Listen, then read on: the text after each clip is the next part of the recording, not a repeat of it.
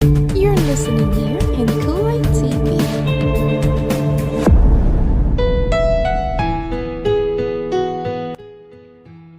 Mataas ang energy sa buong opisina habang naglalakad si Sheena papasok sa building ng Wilmore Group of Companies. Ngayon ang unang araw na bilang empleyado at dapat excitement ang nararamdaman niya. Pero higit pa ron, may halo tong thrill.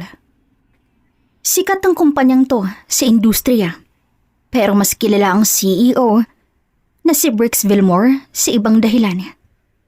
Habang naglalakad siya patungo sa HR office, naririnig niya ang bulong-bulungan ng ibang empleyado. Huy, nakita mo ba yung bagong babaeng umalis sa opisina ni Sir Brix kaninang umaga? Bulong ng isang babaeng staff sa kausap niya. Hay nako, normal na yan. Hindi ba may bago siyang flavor of the week?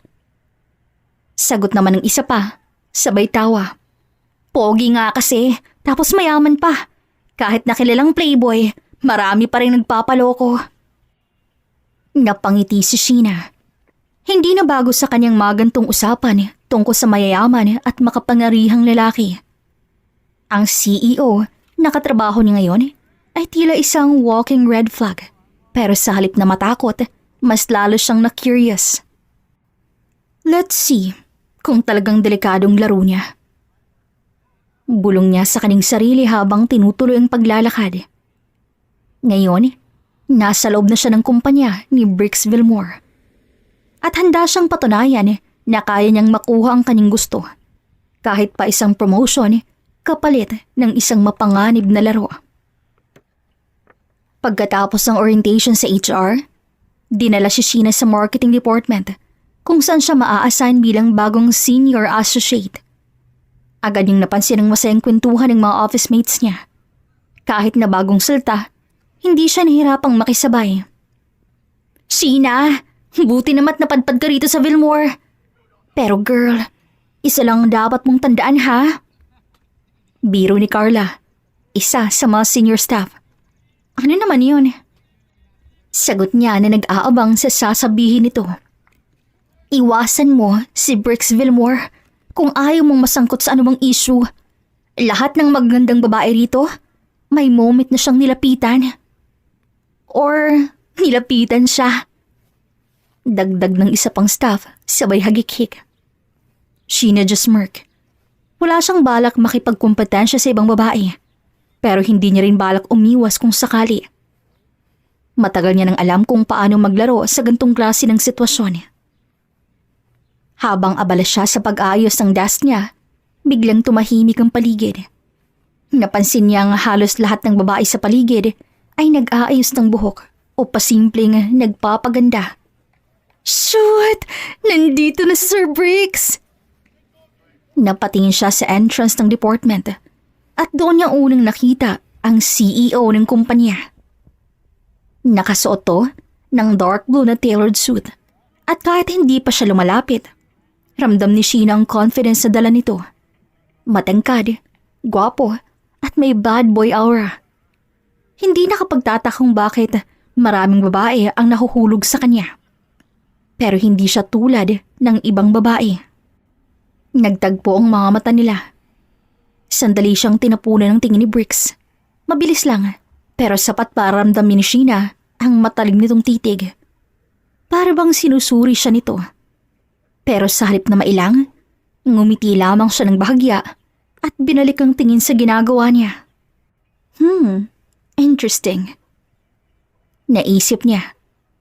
Hindi pa man sila nag-uusap, pero parang may simula ng laro sa pagitan nilang dalawa. Hindi makakalimutan ni Sheena ang paraan ng pagtitig ni Brix Wilmore sa kanya kanina. Mabilis pero may halong pagsusuri. Parang isang predator na nag-a-assess kung sulit bang isang hunt. Ngunit kung may iniisip siyang plano, dapat siya ang mauna. Sa mga sumunod na araw, sinigurado niyang mapapansin siya nito. Minsan, sadyang dumadaan siya sa hallway na malapit sa office ng CEO. Nagpapanggap na abala sa tawag sa telepono habang dumaraan sa harap ng glass office ni Brix. Minsan naman, kapag may company meeting, sinasadya niyang umupo sa lugar kung saan diretso siyang makikita nito.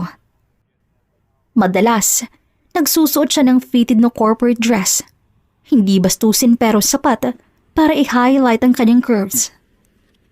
Kapag alam niyang malapit si Brix, pasimple niyang hinahawi ang buhok niya, revealing her slender neck. O kaya'y inaayos ang bracelet niya sa pulso sa paraang mapapansin ito. Alam niyang hindi ito makakalampas sa mata ng isang playboy at hindi nga siya nagkamali. Minsan habang nasa pantry siya at nagtitimpla ng kape, biglang may tumabi sa kanya. Matagal ka na ba sa kumpanya? That deep, masculine voice. She didn't even have to turn around para malaman kung sino ang nagsalita. Ngumiti siya at dahan-dahang lumingon. At doon nakita niya si Brix Villamor. Nakatayo sa kaning tabi, pinapanood siya na para mang gusto siyang basahin. 2 weeks pa lang. Sagot niya, kunwaring walang pakialam kahit na sa kanyang loob-loob, nagsisimula ng uminit ang eksena. Akala ko mas matagal ka na. Bakit naman? Si parang gamay mo na agad ang lugar eh. Napangiti si Sheena. Hindi pa man nagsisimula ang laro, pero mukhang tinatanggap na nito ang challenge. At kung gusto ni Brix Villamor ng laro, handa siyang paglaruan to sa sarili niyang terms. Dahan-dahang tinungga ni Sheena ang kaning kape. Sinasadya ning ipakita kung paano dumadampi ang kaning malabi sa rim ng tasa. Alam niyang hindi yun makakalampas kay Brix.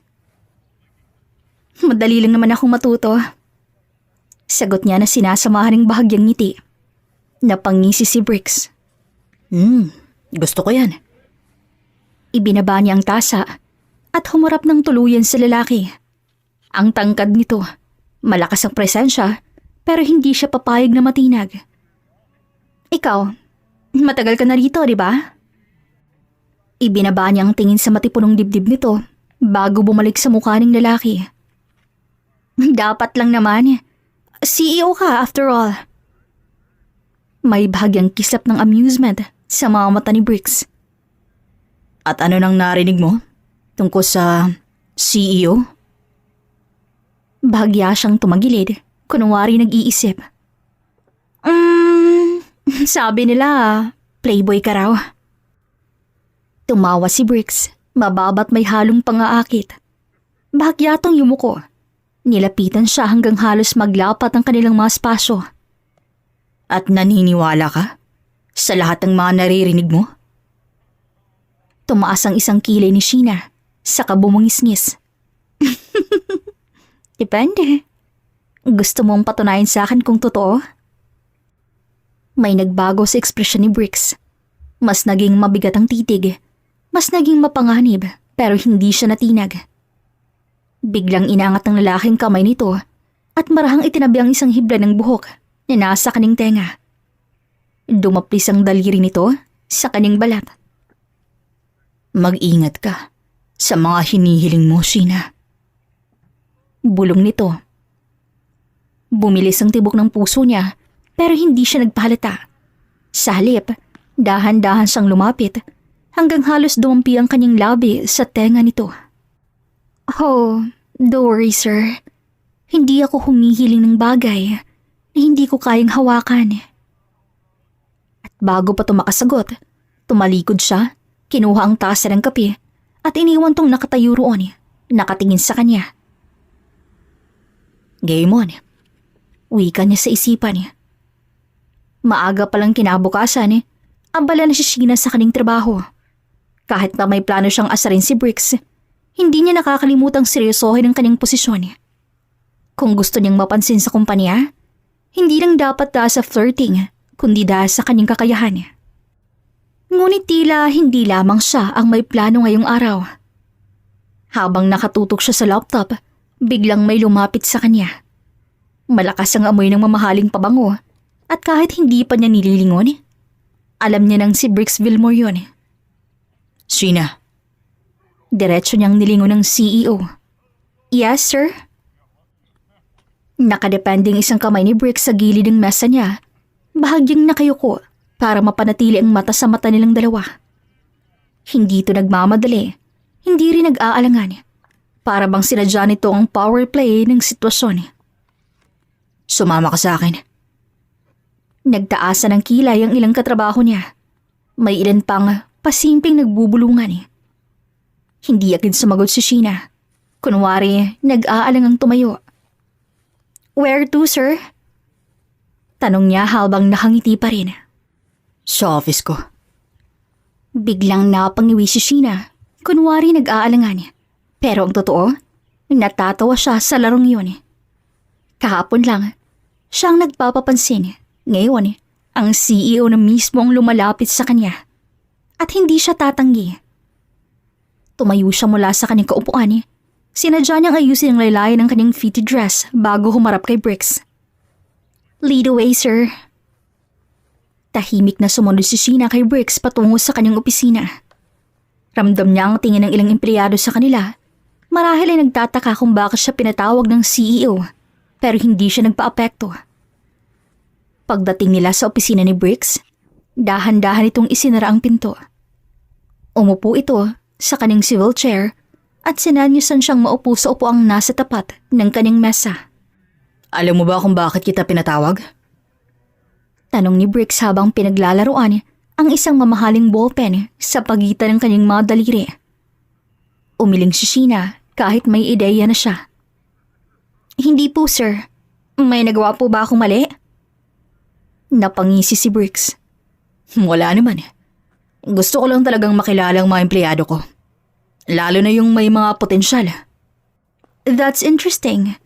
So, ibig sabihin, nakita mong potensyal ko? Let's just say, napansin kita. Napansin. Ang lalim ng ibig sabihin nun. Gusto kong malaman kung paano ka magtrabaho. Kung anong mga ambisyon mo. Anong gusto mong marating dito sa kumpanya, Sheena? Gusto ko ng promotion, sir. Diretsahang sagot niya at walang paligoy-ligoy. Ambisyosa ka. Hindi ba dapat ganon? Wala namang masama sa pagiging goal-oriented, sir. Natahimik sandali si Bricks. Pinagmamasdan siya. Tila iniisip kung paano siya babasahin. Handa ka bang gawin ng lahat para makuha yan? Nagtagpo ang kanilang mga mata at doon nag-umpisa ang isang mapanganib na laro. Sheena smirk. Depende, sir. Ano bang ibig sabihin ng lahat? Lumapit si Bricks sa kanya at halos maglapat ng kanilang muka. Alamin natin. At sa pagitan ng seryosong pag-uusap, ang tensyon sa pagitan nila ay unti-unting nag-aapoy. Punong-puno ng tensyon ang pagitan nila. Parang naghihintay lang ng isang maling galaw para tuluyang sumabog. Pero si Sheena, hindi siya ganun kadaling bibigay. Napangisi siya at bahagyang umatras. Pinatagal ang kanyang sagot. Bago ko ibigay ang sarili ko sa iyo, sir, kailangan ko munang makasiguro. Tumaas ang kilay ni Bricks. Sigurado saan? Inayos ni Sheena ang kanyang pagkakaupo, saka pinaglaruan ang dulo ng kanyang buhok. Na makukuha ko nga ang gusto ko. So gusto mong gamitin ako para ma-promote ka? Hindi siya tumango pero hindi rin siya umiling. Sa halip, sinamahan niya ng mapanuksong tingin ang kanyang sagot. Tumayo si Bricks mula sa kanyang upuan at lumapit kay Sheena. Sumandal to sa gilid ng mesa, pinapalapit ang sarili sa kanya. Sinusuri siya ng mga mata nito. Tila iniisip kung hanggang saan niya kayang dalhin ang laro. A virgin play, ha? Bulong ni Bricks. Bumaba ang tingin ito sa katawan ni Sheena, saka muling bumalik sa kanyang mga mata. Virgin ka ba? Halos matawa si Sheena sa tanong nito. Alam niyang sinusubukan siya ni Bricks. Tumayo siya mula sa kanyang upuan. Hindi umurong kahit isang pulgada hanggang halos magdikit ang kanilang mga katawan. Idinikit niya ang mga labi niya sa tenga ng lalaki. Hinayaang dumampi ang mainit ng hininga sa balat nito. Bakit? Gusto mong malaman? Mabilis lumingon si Bricks at ngayon ang kanilang mga mukay halos maglapat. Pero bago pa ito may magawa, umatras si Sheena at binigyan ng isang mapang-asar ng ngiti ang lalaki. Subukan mo. At bago pa ito makasagot, Marahan siyang lumakad palabas ng opisina. Iniwan si Briggs na nakatitig lamang sa kanya. Halatang naguguluhan, naiintriga at higit sa lahat, mas lalo siyang natutukso. Game on, Mr. CEO. Wika muli ni Sheena sa kanyang isipan. Paglabas pa lamang ni Sheena ng opisina ni Briggs, agad siyang sinalubong ng mapanuring tingin ng kanyang mga katrabaho. Halos sabay-sabay ang bulungan ng mga to at hindi pa man siya nakakalayo, may lumapit na agad sa kanya. Si Janine, isa sa mga senior employees sa department nila. Sheena, anong ginawa mo sa office ng CEO? Nagkunwari siyang nagtataka at bahagyang tumaas ang kilay. Bakit? Bakit parang ang laki ng issue? May pinapagawa lang siya sa akin. Napasinghap si Janine at mabilis lumapit. Binabaan pa ang boses na para bang may malaking sikreto. Pinapagawa na ano? Ikaw pa talagang pinatawag niya ha? Alam mo bang first time niyang tumawag ng bago pa lang sa kumpanya? Sumunod pang lumapit ang iba nilang kasamahan na halatang interesado rin. Tama, hindi nga siya nakikipag-usap ng ganito sa mga regular employees eh. Tapos ikaw, biglang tinawag. Kalmado siyang bumuntong hininga at nagpatay mali siya. Nagpatulong lang siya sa ilang reports. Gusto lang daw niyang makita kung paano ako magtrabaho. Talaga? Tumaas ang kilay ni Janine na tila hindi naniniwala. Wala bang ibang nangyari? Grabe naman kayo. Ano bang iniisip niyo? CEO natin yon. Trabaho lang, walang mali siya. Pero sa loob-loob niya, alam niyang malayo sa walang mali siya ang nangyari sa opisina ni Briggs. At lalo pang naging masayang laro dahil habang nagsasalita siya, napansin niyang nasa di kalayuan si Briggs. Nakatayo sa harap ng glass wall ang opisina niya at tahimik siyang pinagmamasdan. Napangiti si Sheena sa tumingin pabalik sa kanyang mga kasamahan. O siya, tapos na ang chismis. Baka mapagalitan tayo. Sabay-sabay na nagbalikan ng iba sa trabaho nila. Pero naramdaman niyang hindi pa tapos si Janine. Mag-ingat ka, Sheena ha. Babaero si Sir Briggs at lahat ng babaeng napapalapit sa kanya, hindi nagtatagal dito. Sheena just smiled, pero sa loob-loob niya, lalo siyang na-excite. Kung laro ang gusto ni Briggs, sisiguraduhin niyang siya ang huling babaeng makakalaban nito. Sa mga sumunod na araw, sinadya ni Sheenang umiwas kay Briggs. Hindi naman sa takot siya, malayo roon. Gusto lamang niyang patagalin ang laro. Gusto niyang patikimin si Briggs ng kakaibang thrill. Ang thrill ng paghihintay at paghahabol. Kapag dumaraan siya sa hallway malapit sa opisina nito, sinasadya niyang dumaan sa kabilang side. Kunwari hindi napapansin ng lalaki. Kapag nagkakasalubong sila sa meetings, she acted like a professional. Polite pero may tamang distansya. Pero syempre, hindi mawawala ang maliliit na banat. Good morning, sir.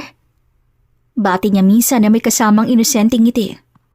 Mukhang masyado kang busy lately ah. Ikaw kasi, Sheena. Bigla ka nilang nawala. Oh, napansin mo pala? Hindi sumagot si Briggs. Pero sa titig pa lang ito, alam niya nang hindi pa siya nakakaligtas. At doon nagsimula ang unti-unting paglalaro ng apoy. Isang hapon nang sumakay si Sheena sa elevator, bigla tong tumigil sa isang floor. Bumukas ang pinto at pag-angat ng kanyang tingin, si Briggs ang sumakay. Napakagatlabi siya pero hindi siya natinag. Tahimik lamang si Briggs ang tumabi sa kanya. Pero ramdam niya ang init ng presensya nito. Nasa 5 lamang silang sakay, pero tila silang 2 lamang ang naroon. Nagsalita bigla si Briggs, pero sapat lang para marinig niya. Matagal ka nang umiwas sa akin, Sheena.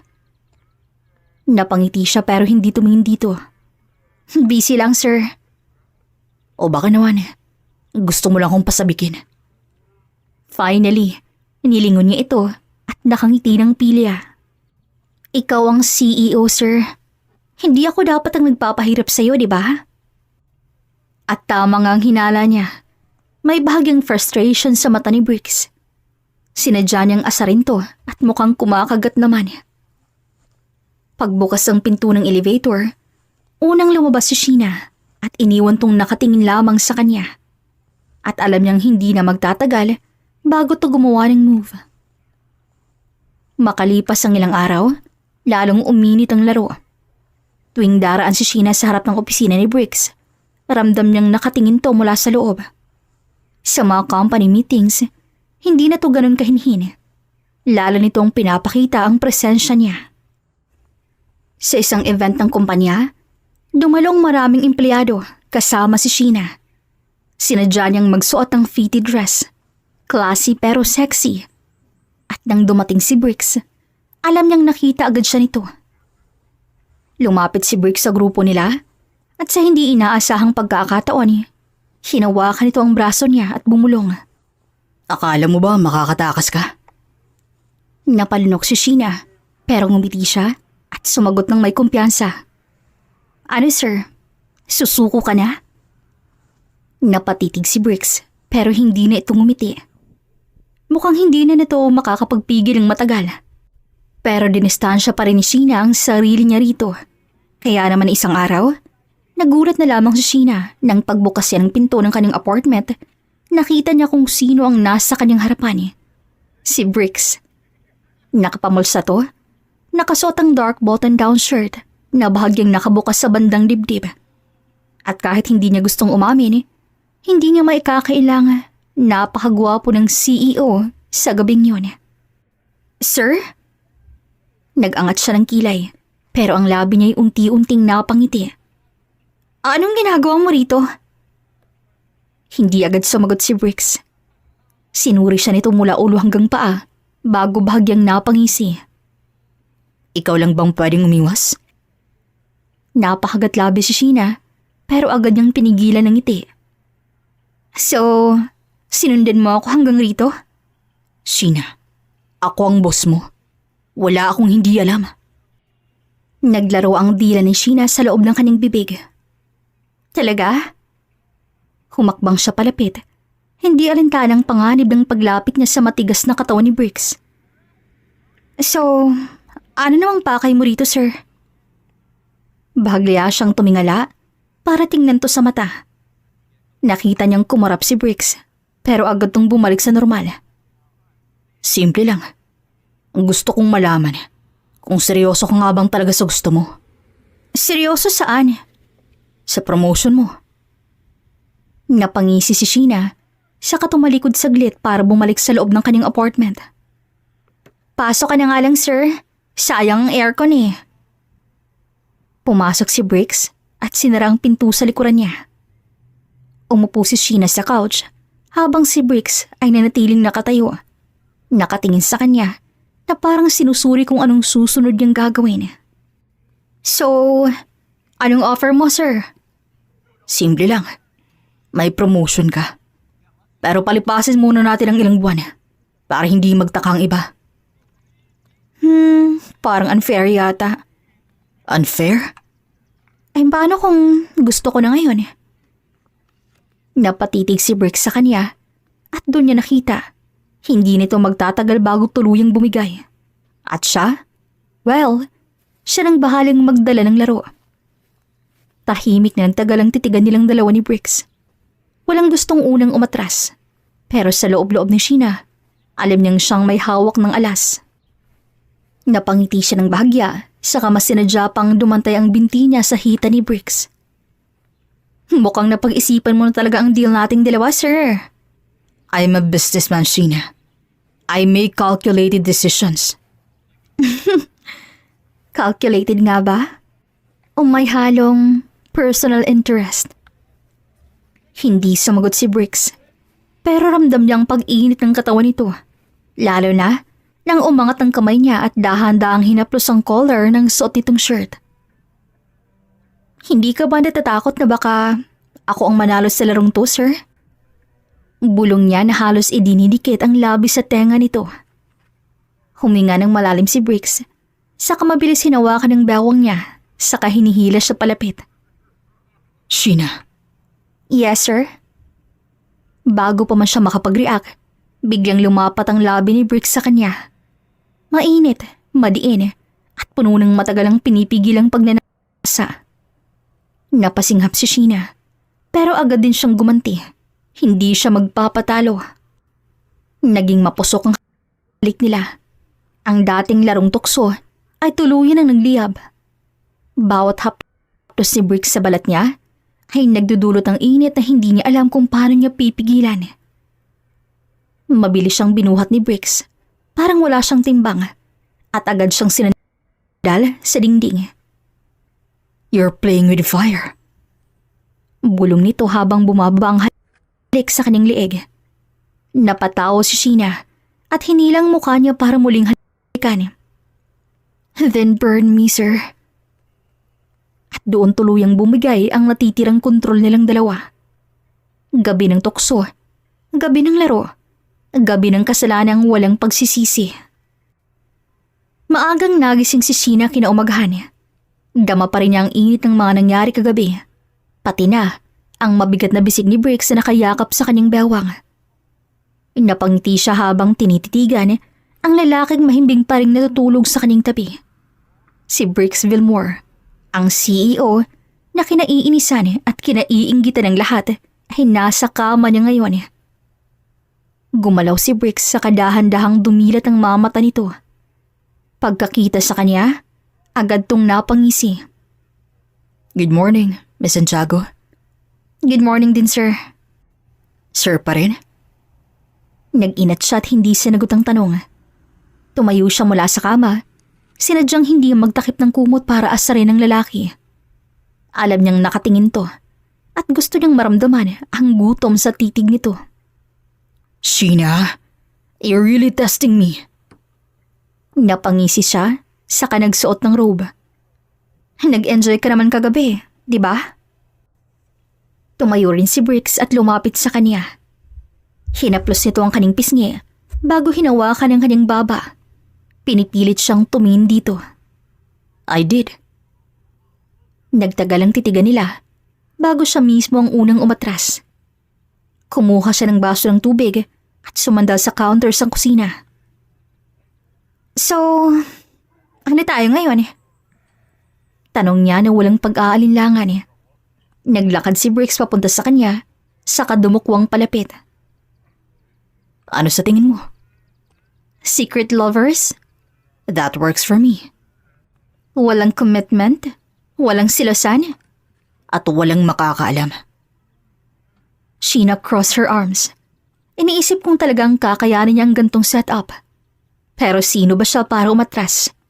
Itong gusto niya. Laro, tukso, at kasunduan. Fine. Bulong niya saka lumapit sa lalaki. Pero isang tanong lang, sir. Ano? Napangisi siya, saka hinaplos ang dibdib nito, pababa sa tiyan. Hindi ka ba magsasawa? Napangisi si Briggs, saka hinapit ang kaning bewang. We'll see. At muli, hinalikan siya nito. Isang halik na tila nagpapatibay ng kanilang kasunduan. Simula na ng kanilang nalihim na relasyon. Walang ibang nais si Sheena kundi ang promotion. Yun lang.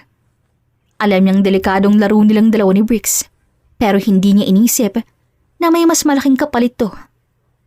Hanggang sa isang umaga, habang nasa opisina siya, bigla siyang nakaramdam ng kakaiba. Madalas siyang hinihingal, madalas ding nahihilo, at ang pinakakinatatakutan niya, delayed siya. Dahil hindi siya mapakali, agad siyang dumaan sa isang pharmacy matapos ang trabaho. 3 pregnancy test ang kanyang binili. Gusto niyang makasiguro. Pagka-uwi, hindi na siya nagpatumpik-tumpik pa. Isa-isa niyang ginabit ang PT habang nananalangin sa isip na sana'y negative ang resulta. Ngunit nang makita niyang linya sa una, sa pangalawa at sa pangatlo, lahat positive. Nanlamig ang kanyang buong katawan. Napaupo siya sa gilid ng banyo, hawak ang 3 pregnancy test na tila ba hindi siya makapaniwala. Buntis siya at wala siyang ibang pwedeng iturong ama kundi si Brix Vilmore. Simula nang makita ni Sheena ang tatlong magkakasunod na positibong resulta, hindi na siya mapakali. Buntis siya, isang bagay na kailanman ay hindi niya inisip na mangyayari, lalo pa sa gantong paraan. Sa sumunod na linggo, unti-unti siyang umiwas kay Brix. Tuwing pinapatawag siya nito sa opisina para sa kanilang lihim na tagpo, palagi siyang may dahilan. I'm busy, sir. I have reports to finish. May meeting ako with another department. Hanggang dumating ang punto na direkta siyang tumanggi. No, sir. Hindi ako pwede ngayon. Napakunot ang noo ni Brix habang nakasandal sa kanyang swivel chair. Pinagmamasdan siya. Madalang lamang kasi siyang tanggihan ni Sheena. Oh? Inangat nito ang isang kilay. Bakit bigla ka yatang nagtatago?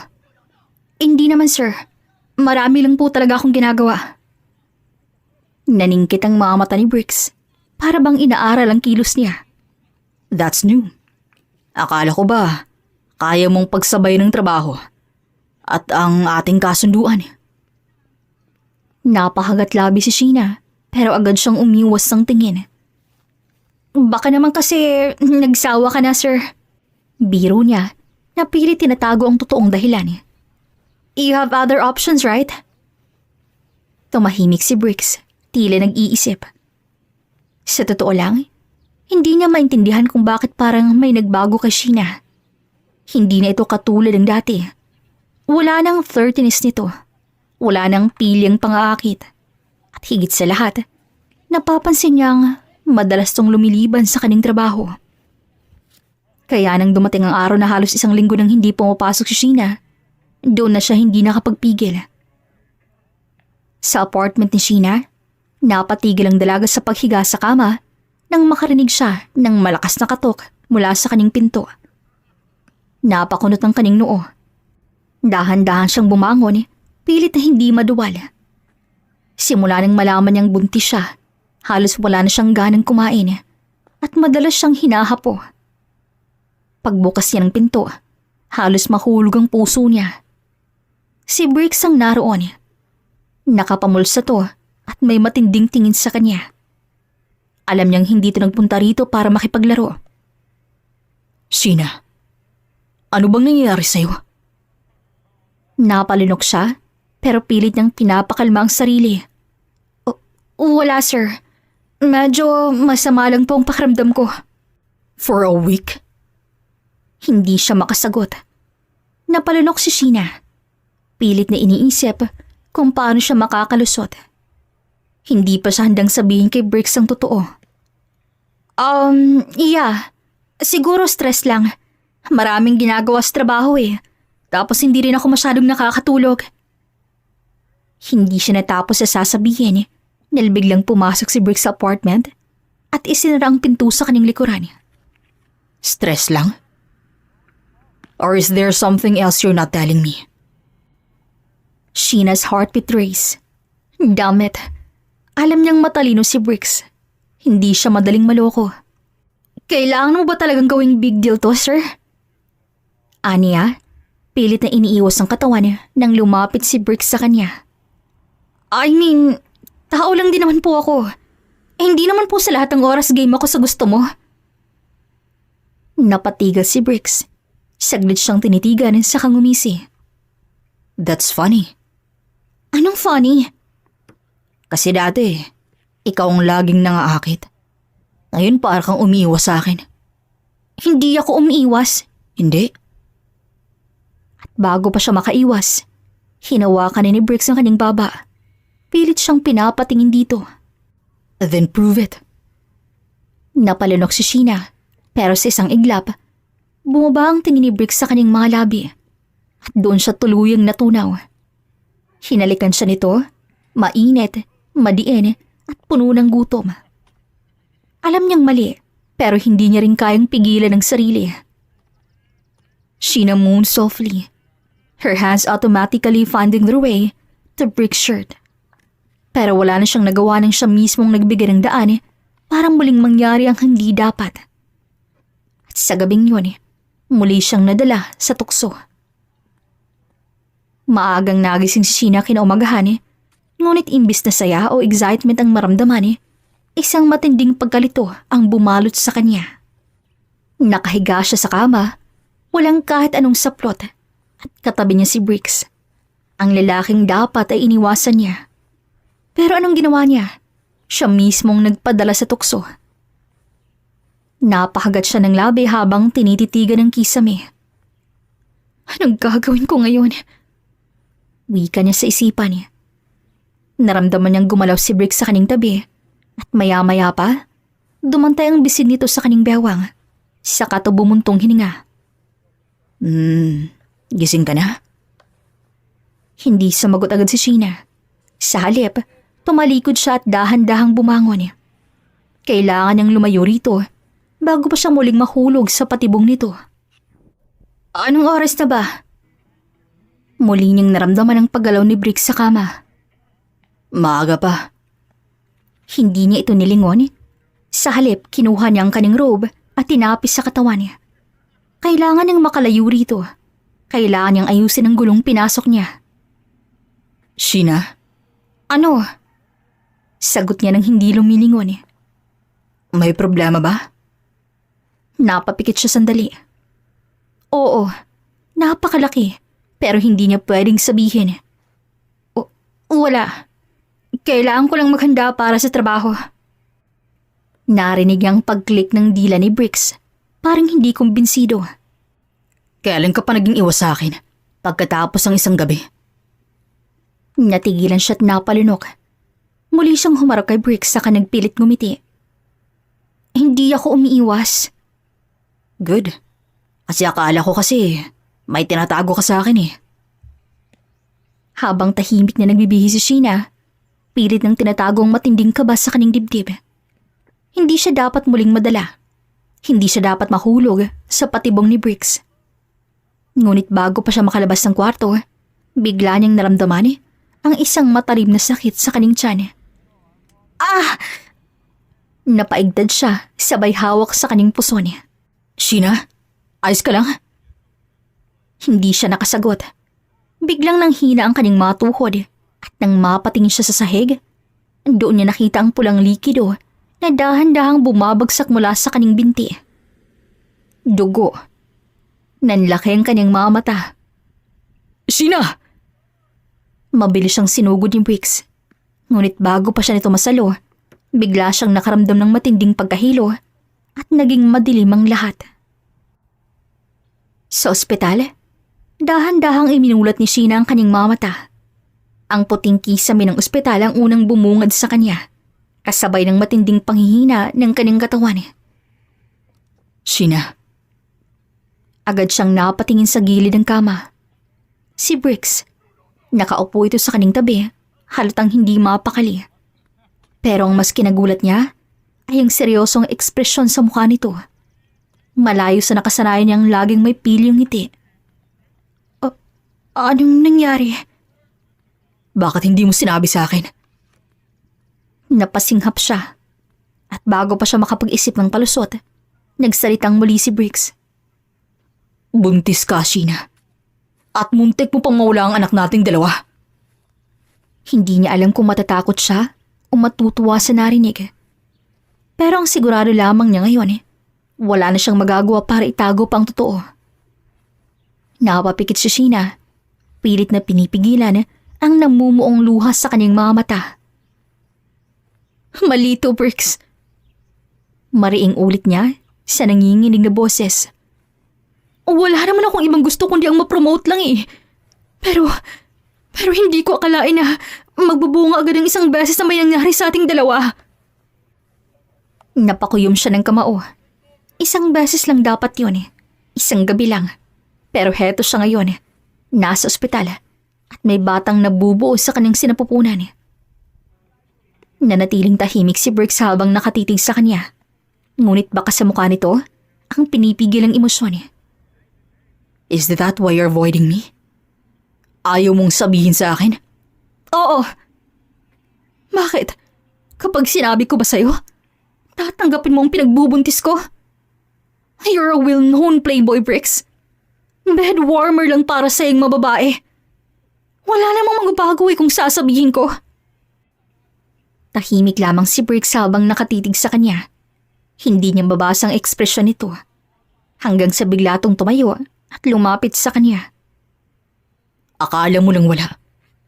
I can change, Sheena. Bricks, For you. And for the baby. Our baby. doon na siya tuluyang natulala. Hindi niya alam kung anong dapat maramdaman niya.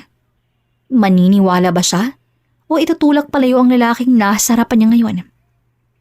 Ito palang unang pagkakataon na nakita niyang seryoso si Bricks Villamor. At yun ang pinaka nakakatakot sa lahat. Umiling si Sheena. Hindi siya dapat magpadala. Hindi ko alam kung anong laro to, Bricks. Pero hindi ako tanga para maniwala sa'yo. Playboy ka. Babaero. Alam kong hindi mo kayang panindigan to. Saglit na hindi sumagot si Bricks. Pero hindi niya inaasahan ang sumunod na sinabi nito. Hindi mo na ako paniwalaan. Pero hindi ibig sabihin nun. Naiiwan kita sa gantong sitwasyon. Kakain ka ba? O magpapagutom ka na lang? Hindi na siya sumagot. Alam niyang hindi niya na kailangang sabihin ang sagot dahil agad niya lamang tong naglakad palayo at lumabas ng kwarto. Akala niya, tapos na ang lahat. Ngunit sa sumunod na mga araw, hindi niya inaasahan ang ginawa ni Bricks. 4 na araw siyang nanatili sa ospital.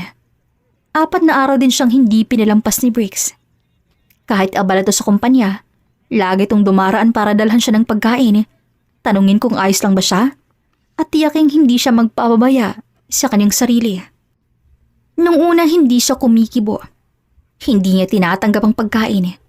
Hindi niya pinapansin ang mga simpleng tanong nito. Ngunit sa bawat araw na lumilipas, mas lalo siyang nahihirapang baliwalain ito. Isang gabi, habang kinakain niya ang sopas na dinala ni Bricks, hindi niya napigilan ang kanyang sarili. Ba't mo to ginagawa? Anong ginagawa? Huwag mo akong gawing tanga, Bricks. Alam mong hindi kita pinaniniwalaan. Pero bakit nandito ka pa rin? Dahil hindi lang sarili kong iniisip ko ngayon. It's not just about me anymore, Sheena. It's about you and the baby. At sa unang pagkakataon, hindi niya alam kung paano siya makakasagot. Kahit anong gawin ni Bricks, hindi pa rin lubos na nagtitiwala si Sheena. Oo, araw-araw siyang dinadalaw nito. Oo, hindi ito nabigo sa pag-aalaga sa kanya habang nasa ospital siya.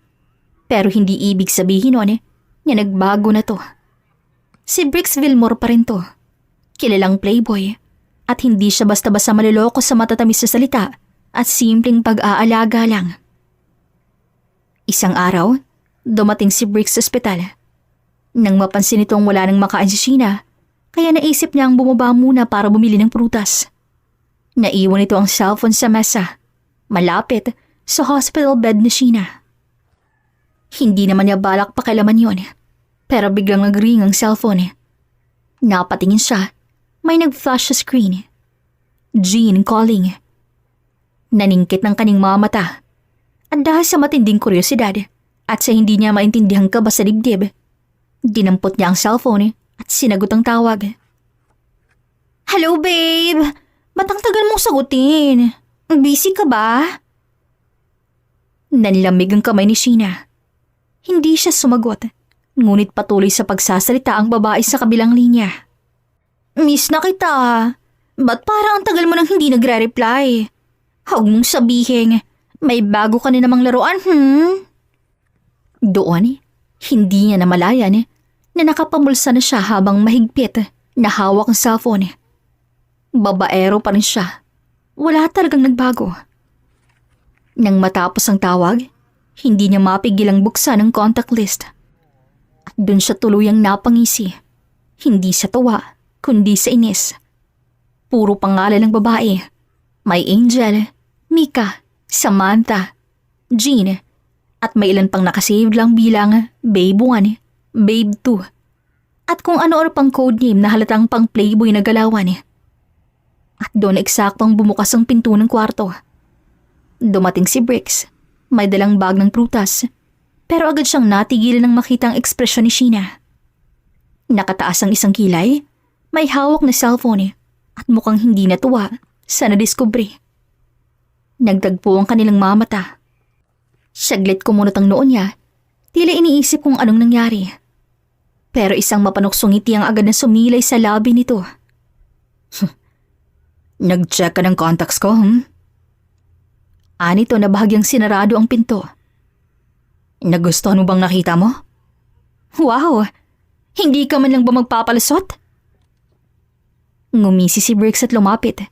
Inilapag ang prutas sa gilid. Bakit pa? Alam mo na naman kung sino ako, hindi ba? Tama ka. Kaya hindi ko talaga maintindihan kung bakit mo pa ako niloloko na kesyo magbabago ka. I never said it would be easy. Pero gusto kong subukan, Sheena. Subukan? Anong subukan, Bricks? Subukang pagsabay-sabayin kaming lahat? Natigilan si Bricks. Hindi agad to nakasagot. Kaya bumaling siya sa kanya na may bahagyang iritasyon sa muka. Ano bang gusto mong marinig sa akin, Sheena? Na hindi na ako magulo? Na bigla na lamang akong magbago overnight? You know that's not how it works. Napakagat siya sa labi. Totoo naman pero hindi ibig sabihin nun na madali niyang tanggapin ang lahat. Hindi kita hinihinga ng katano, Bricks. I just don't want to be one of your girls.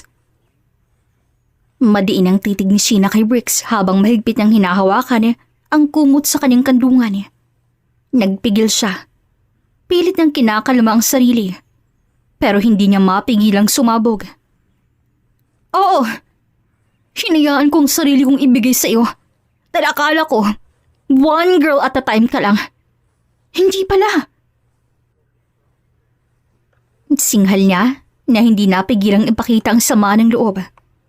Natulala si Bricks, pero agad tong napakamot sa batok bago bumuntong hininga. Look, binubura ko ng ibang contacts, okay? Binura? Pero may 50 contacts ka pa ng mga babae?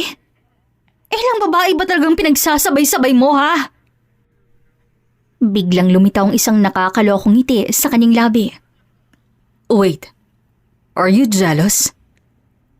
Agad namang kinuha ni Sheena ang unan sa kanyang tabi at binalibag sa mukha ni Bricks. Selos mong mukha mo! Natawa ito habang iniiwasan ang sunod-sunod niyang paghampas. Relax ka lang, Sheena. Pero hindi siya nagpaawat. Inis na inis siya. Bakit parang wala lamang to sa sitwasyon? Relax? Paano ko magre-relax, Bricks? Ilang babae ba talagang pinagsasabay-sabay mo? 5? 10? O baka naman 100? Umupo si Bricks sa gilid ng kama at marahang pinigilan ng kamay niya bago siya tingnan ng seryoso. Okay, fine. Marami. Hindi ko pagkakaila yun. Wow! At proud ka pa? Hindi ako proud. Pero hindi ko rin ipagkakaila. Pero ikaw lang ang babaeng pinagsisihan kung hindi ko iningatan. You're different, Sheena. Hindi kita kayang itapon tulad ng iyong babae. Nagpintig ang tenga niya. Ano bang ginagawa nito sa kanya? Gusto niyang maniwala pero mas malakas pa rin ang takot sa kanyang puso. Kahit anong sabihin mo, Bricks, hindi ganun yung kadaling paniwalaan. Then let me prove it to you. Hindi niya alam kung anong sasabihin. Pero isang bagay ang sigurado. Hindi pa tapos ang labang to.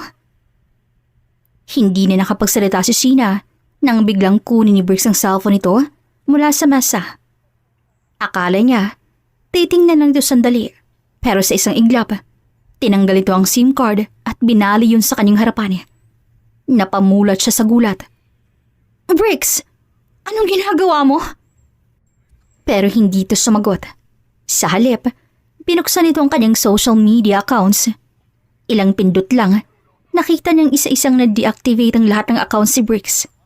Facebook, Instagram, Twitter. Pati na rin ang dating apps na sigurado siya nga ginagamit ito dati. Hindi siya makapaniwala.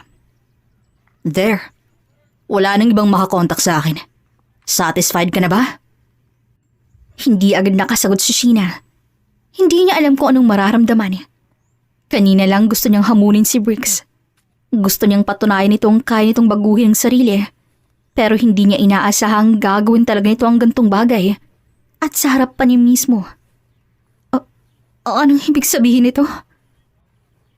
Tanong niya, pilit na hindi ipalata ang panginginig ng kanyang boses. Bumuntong hininga si Briggs bago tumitig sa kanya ng diretso. It means, Sheena, I'm done playing around. Hindi ako perpekto pero gusto kong itama tong sitwasyon nating dalawa. Kaya kung akala mong wala akong kwenta at hindi ko kayang panindigan to, you're wrong. Tahimik lamang si Sheena. Wala siyang masabi.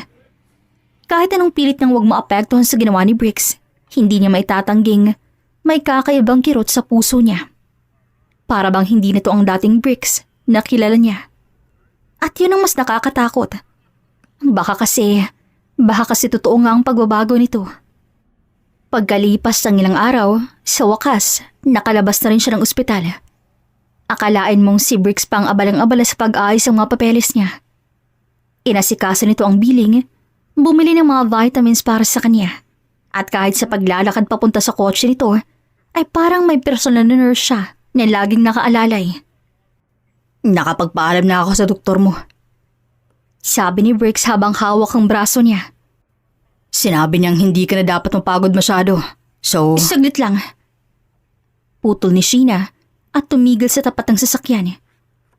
Saan mo ba ako dadalhin? Sa halip na sumagot, binuksan lamang ni Briggs ang pinto ng passenger seat. Sumakay ka muna. Briggs, Sa bahay ko na ikaw titira. Kailangan mong may makasama. excuse me? May problema? Mas okay kung akong mag-aalaga sa'yo, hindi ba? Umiling siya at inilagay ang kamay sa bewang. No need. Kaya ko naman ang sarili ko. Talaga? Kaya mo magluto habang ganyan ka? Kaya mong umakyat at bumaba ng hagdan mag-isa? What if something happens and no one's there to help you? Nagtaas siya ng kilay. Bakit? Ikaw ba laging nasa bahay? Napakamot si Briggs sa batok. Well, hindi naman. Oh, di wala rin akong kasama. Sa apartment na lang ako. Nagtaas to ng isang kilay, halatang hindi nagustuhan ng kanyang sagot. Pero sa huli, napabuntong hininga na lamang to. Ay, fine. Pero tuwing gabi, o kapag wala akong meeting, pupunta ako sa apartment mo para bantayin ka. No buts, Sheena. You're carrying my child, and I won't take risk. Nagpantig ang puso niya. Bakit ba parang bigla na lamang siyang naging center ng mundo ni Briggs? Bakit ang hirap nitong tanggihan? At bakit sa kabila ng lahat, may kilig siyang nararamdaman? Napalunok siya at tumingin sa ibang direksyon. Bahala ka. Mahina niyang sabi kaya napangisi si Briggs. Good. At bago pa siya makapagreklamo, inalalayan na siya nito papasok ng sasakyan. As if siyang pinakaimportanteng babae sa mundo. Hindi man aminin ni Sheena, ibang pakiramdam nang may isang Briggs Vilmore na laging nakabantay sa kanya. At yun ang mas nakakainis. Kasi sa tuwing kasama niya to, hindi niya maiwasang kiligin. Nakaupo si Sheena sa sofa ng apartment niya kinagabihan, may unan sa kandungan at hawak ng remote ng TV. Pero wala naman siyang maintindihan sa palabas. Ang totoo niyan, mas nakatutok siya sa lalaking nasa kusina niya. Si Briggs. Nakasuot ng puting t-shirt na may bahagyang nakatuping manggas, walang suot na necktie, at nakabukas ang unang 2 butones ng polo nito. Para itong male lead sa isang romance movie na bigla na lamang sumulpot sa buhay niya. At ngayon, nasa kusina lang to, busy sa paghahalo ng kung ano-anong niluluto nito para sa kanya. Napansin naman ni Briggs ang panakaw niyang tingin, kaya bigla tong lumingon at napangisi. Caught you staring. Agad siyang umiwas ng tingin. Hindi ah. Sure ka? Hindi kita tinitingnan. Pero narinig niya ang mababaw na tawa nito bago sumagot. Well, sana lang. Baka kasi mahulog ka lalo sa akin eh. Mahirap na. Ang kapal. Baka ikaw mahulog sa akin, Bricks. Naglakad to palapit sa kanya, hawak ng isang plato na may hotdog at scrambled eggs. Matagal na akong nahulog sa'yo, babe. Napakurap si Sheena. Ramdam ang init na gumapang sa kanyang muka. Bricks! Sigaw niya sabay hampas sa braso nito. Ano ba yan? Pero imbis na magreklamo, tumawa lang to at inilapag ang pagkain sa kanyang harapan. Kain na. Simple lamang ang pagkain, pero hindi niya alam kung anong mas nakakagulat.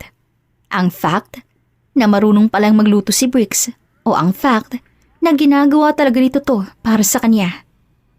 Napabuntong hininga siya. Seriously, Bricks? Bakit mo ginagawa to?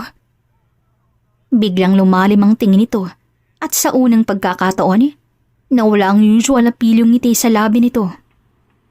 Because I care, Sheena. At hindi ko hahayaan na mapabayaan ka.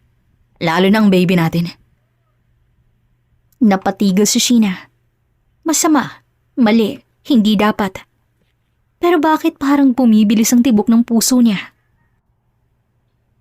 Kitang-kita niya kung paano nagbagong ekspresyon nito. Para bang hindi nito alam kung matutuwa ba to o matatakot. At sa loob-loob ni Bricks, alam niyang unti-unti na itong bumibigay. She's falling at gusto niyang mahulog to ng tuluyan.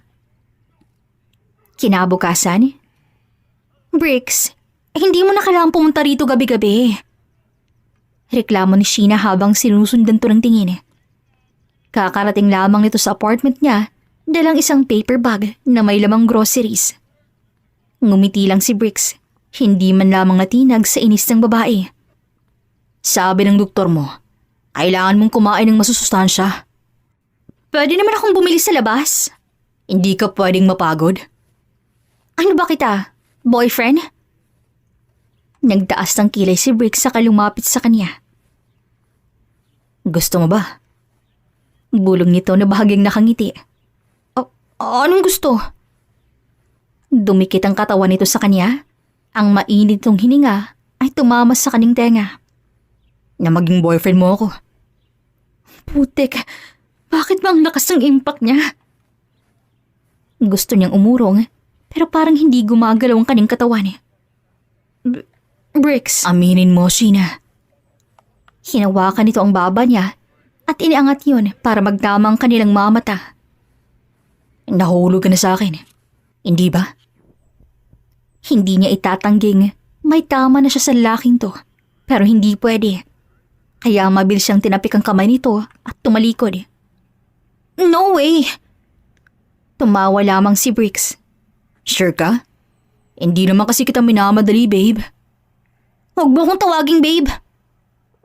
Ngumisi to, saka lumapit muli sa kanya. Oh, sige. Anong gusto mong itawag ko sa'yo? Tawagin mo akong Sheena. Ikaw ang baby mama ko. Tapos Sheena lang tatawag ko? I think babe sounds better. Hindi na talaga ako mananalo sa kulit ng taong to. Napailing na lamang siya at mabilis pumasok ng kwarto niya na hindi na siya lumingon. Pero sa loob-loob niya, hindi niya maalis ang tawa ni Bricks sa kanyang isipan. At mas lalong hindi niya maitatangging kinikilig na siya ng sobra.